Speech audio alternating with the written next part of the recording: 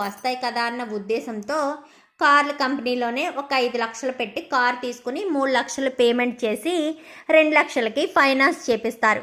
Finance చేపించి బాలుకి gift ఇచ్చేసరికి ఎందుకు మీనా ఇవన్నీ అనగానే, మీకు కారు మొత్తం ఇచ్చానేమో కానీ మీరు ఇంకా 2 లక్షలు కట్టుకోవాలండి. నా దగ్గర 3 లక్షలు మాత్రమే ఉన్నాయి.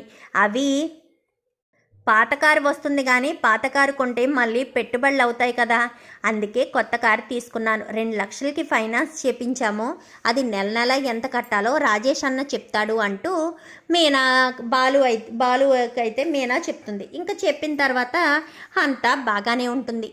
బాగానే ఉండే సమయానికి బాలుకి ట్రిప్స్ వస్తూ ఉంటాయి. కారు కొన్న వేళ విశేషమేమో బాలుకే ట్రిప్స్ బాగా ఎక్కువగా వస్తూ ఉంటాయి. బాలు నైటు 9 గంటల సమయంలో ఆఫీసు నుంచి తీసుకువెళ్ళే వాళ్ళని తీసుకువెళ్ళి తిరిగి వస్తూ ఉండగా ఒక కారు షోరూమ్ ఓనర్కి అయితే కారు ఆగిపోతుంది. డ్రైవర్ కూడా ఉండడు, తనే సెల్ఫ్గా డ్రైవింగ్ చేసుకుని వెళ్తూ ఉండగా నడి రోడ్డు మీద కారు ఆగిపోవడంతో ఇంకా ఎవరిదో కారు ఆగిపోయినట్టుంది అనుకుంటూ దిగుతాడు. దిగేసరికి సార్ మీరా అని చెప్పాను కానీ, ఎవరు బాబు నువ్వు అని చెప్పాను కానీ, అదే సార్ ఆ రోజు సామూహిక పెళ్ళిళ్ళు అయినప్పుడు నన్ను ఆయన పరిచయం చేశారు కదా అనగానే, బాలు నువ్వా అని చెప్పాను కానీ, ఏమైంది సార్ అనగానే, ఏమో తెలియదు బాలు, నేనేమో ఇంటికి వెళ్ళాలా, చాలా ఆలస్యం అయిపోయింది, ఇప్పటికే ఫోన్లో సిగ్నల్ కూడా లేదు, ఫోన్ కూడా స్విచ్ ఆఫ్ అయిపోయింది, ఎవరికి ఫోన్ చేసినా ఏ హెల్ప్ తీసుకుందామన్నా ఫోన్లో ఛార్జింగ్ లేక స్విచ్ ఆఫ్ అయిపోయింది, ఎవరు వస్తారా అని చూస్తున్నాను, కరెక్ట్ సమయానికి వచ్చావు అనగాని, ఏం జరిగింది సార్ అనగాని, మీరు పక్కకు తప్పుకోండి నేను చూస్తాను అంటూ బాలు కాస్త చూస్తాడు. చూసేసరికి సార్ ఇది బాగా హీట్ ఎక్కిపోయింది సార్, అది కారు చూసుకోలేదా కండిషన్ గురించి అనగానే, లేదు బాలు డ్రైవరు వస్తాడు, డ్రైవరే చూసుకుంటాడు, ఈ మధ్యన ఒక వారం రోజుల నుంచి డ్రైవర్ రావడం లేదు, నేనే ఓన్గా సెల్ఫ్ డ్రైవింగ్ చేసుకుని వచ్చేస్తున్నాను, సో కార్ కండిషన్ గురించి నాకు తెలియదు, డ్రైవరే చూసుకుంటాడు కదా అని నేను పట్టించుకోలేదు అనగానే, అవునా సార్, సరే సార్ కారు ఇక్కడ వదిలేసండి, రండి మిమ్మల్ని నేను డ్రాప్ చేస్తాను అనగానే, సరే బాలు కొంచెం ఏమనుకోకుండా రేపు ఈ కార్ను కూడా రిపేర్ చేయిస్తావా అనగానే, సరే సార్ రేపు నన్ను ఇంటికి వచ్చేస్తే మీరు ముందు రండి, బయట ఎంతసేపు నిలబడతారు అని కారులో వెళ్తూ నువ్వు రేపు మా ఇంటికి వచ్చేసాయి, నన్ను తీసుకువెళ్ళి నా షోరూమ్ దగ్గర డ్రాప్ చేశాక ఎవరినైనా తీసుకుని వెళ్ళి కార్ రిపేర్ చేయించు అనగాని, సరే సార్ అని చెప్పి బాలు మాట్లాడుతూనే ఇంటికి తీసుకొచ్చేస్తాడు. ఇంటికి తీసుకొచ్చేసిన తర్వాత ఇక్కడికే రేపు ఉదయం 10 అయ్యేటప్పటికి వచ్చేసే బాలు అని చెప్పాను కానీ, నీకు ట్రిప్స్ ఉంటాయేమో అని చెప్పాను కానీ, నేను వచ్చేస్తాను సార్ అని కానీ, సరే నా నెంబర్ తీసుకో అని చెప్పి నెంబర్ కాస్త ఇస్తాడు ఆయన. అయితే ఇచ్చేసరికి బాలు నెంబర్ తీసుకుని నేరుగా ఆయన్ని మరుసటి రోజు ఉదయం 10ంటికి వచ్చేస్తాడు. 10ంటికి వచ్చేసి ఆయన్ని తీసుకువెళ్ళి షోరూమ్ దగ్గర డ్రాప్ చేసి మళ్ళీ మెకానిక్ని తీసుకువెళ్ళి ఆ కారు రిపేర్ చేయించి ఆ కారుని తీసుకొచ్చి షోరూమ్ దగ్గర పెట్టి, సార్ కీస్ అనగానే, చాలా థ్యాంక్స్ బాలు, నీ పనులన్నీ మానుకుని నీ ట్రిప్స్ అన్నీ మానుకుని నాకు చాలా హెల్ప్ చేసావు, ఇంతకీ నువ్వు ఏం చదువుకున్నావు, ఏదైనా జాబ్ చేసుకోవచ్చు కదా, మరి కార్ డ్రైవింగ్ చేసుకోవడం ఏంటి అనగానే, లేదు సార్ నేను చదువుకోలేదు కానీ కారు గురించి మాత్రం తెలుసు, కారు నడుపుతూ ఉంటాను కదా, అదే చాన్నాళ్ళ నుంచి సుమారు 10 సంవత్సరాల నుంచి కారు డ్రైవింగ్ చేస్తున్నాను, నాకు కార్ డ్రైవింగ్ చేయడం అంటేనే ఇష్టం అని చెప్పాను కానీ, అవునా సరే అయితే అని చెప్పి ఇంకా వెళ్ళబోతుండగా, ఒక్క నిమిషం బాలు ఈ డబ్బు ఉంచు అని చెప్పనేసరికి, పర్వాలేదు సార్ ఏం కాలేదు, తక్కువ అయింది, నేను రిసెప్షన్లో అడిగి తీసుకుంటాను కానీ, దాని గురించి కాదు బాలు, ఇది నీ కోసం నేను ఇస్తున్న డబ్బు అనగానే, వద్దు సార్ నేను కష్టాన్ని నమ్ముకుంటాను, ఉచితంగా ఏదొచ్చినా కానీ నేను తీసుకోను సార్ అని చెప్పాను కానీ, అవునా సరే ఒక్క నిమిషం కూర్చో అని చెప్పనేసరికి ఇంకా బాలు బయట కూర్చుని ఉండేసరికి ఇంకా ఆ షోరూమ్ ఆయన అయితే ఆలోచిస్తూ ఉంటాడు, బాలుకి ఏదో ఒక జాబ్ ఇవ్వాలి, చదువు లేకపోయినా జాబ్ ఏది ఇవ్వాలి, ఏది చేయాలి అని ఆలోచిస్తూ ఉండగా ఇంకా సడన్గా ఆయనకు ఒక జాబ్ గుర్తొస్తుంది.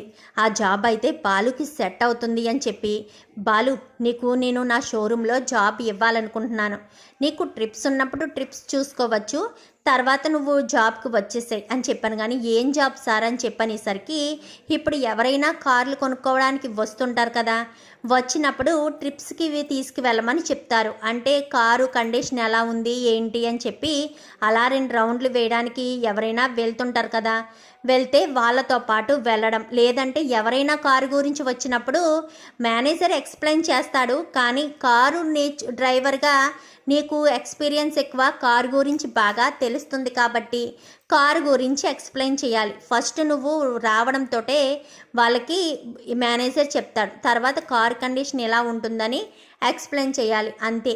నెలకు ₹1,00,000 జీతం అని చెప్పనేసరికి, పైగా ఇదే కాదు, ఎప్పుడైనా మా డ్రైవర్ సెలవు పెట్టినప్పుడు నువ్వే నాకు డ్రైవర్గా ఉండాలి.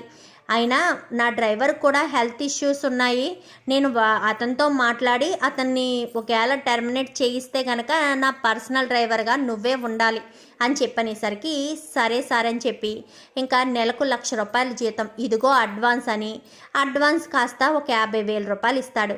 సార్ అవసరం లేదు సార్ అనగానే, అడ్వాన్సే ఇస్తున్నాను, నేనేమీ నీకు ఉచితంగా ఇవ్వట్లేదు అని చెప్పనేసరికి బాలు చాలా సంతోషపడిపోతాడు. సంతోషపడిపోయేసరికి ఇంకా నేరుగా ఇంటికి వచ్చి సత్యానికి మొత్తం జరిగిందంతా పోసుకొచ్చినట్టు చెప్తాడు.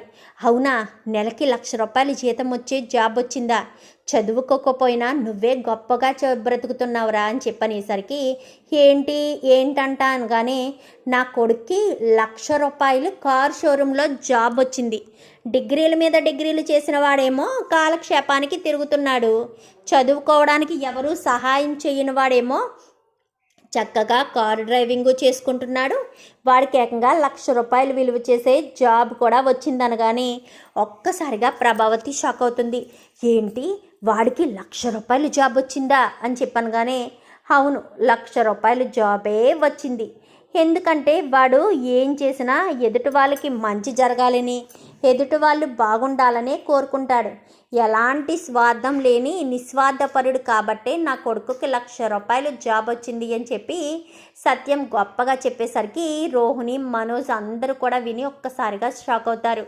ఏంటన్నయ్య నీకు జాబ్ వచ్చిందా అనగానే, అవునరా, ఆ షోరూంలో జాబ్ వచ్చింది అనగానే, అన్నయ్య ఆ షోరూమ్ అంటే మనోజ్ అన్నయ్య ఇంతకు ముందు చేసిన షోరూమే కదా, అది మనం కారు తీసుకోవడానికి వెళ్ళింది ఆ షోరూమ్కే కదా అని చెప్పనేసరికి, అవును రవి అని చెప్పనేసరికి, అప్పుడు మనోజ్ అన్నయ్య ఉన్నాడనుకుని కారు షోరూమ్కి వెళ్ళాం కదా, ఈసారి బాలు అన్నయ్య కారు షోరూంలో ఉంటాడు, ఖచ్చితంగా మనం ఆ షోరూంలోనే కార్ తీసుకుందాం శృతి అని చెప్పనేసరికి, రండి నేను అక్కడ ఉన్న ఓనర్తో మాట్లాడతాను, అయినా మనకి కారు మంచిదే ఇస్తారు, తగ్గించి కూడా ఇస్తారు అని చెప్పనేసరికి, సరే బాలు, వస్తాము, టైం చూసుకొని వస్తాము, వచ్చే ముందు నీకు ఫోన్ చేస్తాము అని చెప్పి శృతి చెప్తుంది. చెప్పేసరికి, అంటే మనోజ్ గారు చేయలేని చోటే నీకు జాబ్ వచ్చిందన్నమాట అని చెప్పి ఇంకా సత్యం అనేసరికి, ఏదైనా టాలెంట్ని బట్టే వస్తుంది కదా మామయ్య గారు, టాలెంట్ చదువుతోటే ఉంది అని అనుకోవడం చాలా తప్పు.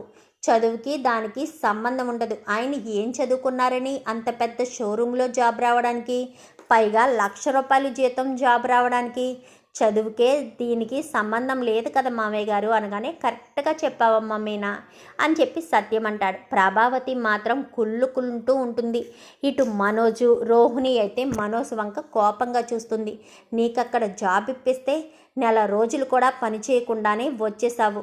బాలు చూడు, అక్కడ జాబ్ సంపాదించాడు, ఎలాంటి చదువు ఎలాంటి డిగ్రీ లేకుండానే బాలుకి అక్కడ జాబ్ వచ్చిందంటే బాలు మంచితనం వల్లే వచ్చింది అని అంటున్నారు అని చెప్పి రోహిణి అయితే అనుకుంటుంది.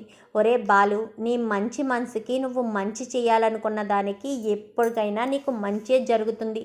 నిన్ను చూసి కుళ్ళుకునే వాళ్ళకే ఎలాంటి మంచి జరగదు అని చెప్పి సత్యం కాస్త ఇండైరెక్ట్గానే ప్రభావతికి డైలాగ్ వేసేసరికి ప్రభావతి ఏం మాట్లాడకుండా సైలెంట్గా ఉండిపోతుంది. ఇంకా బాలు, మీనా చాలా సంతోషపడిపోతారు.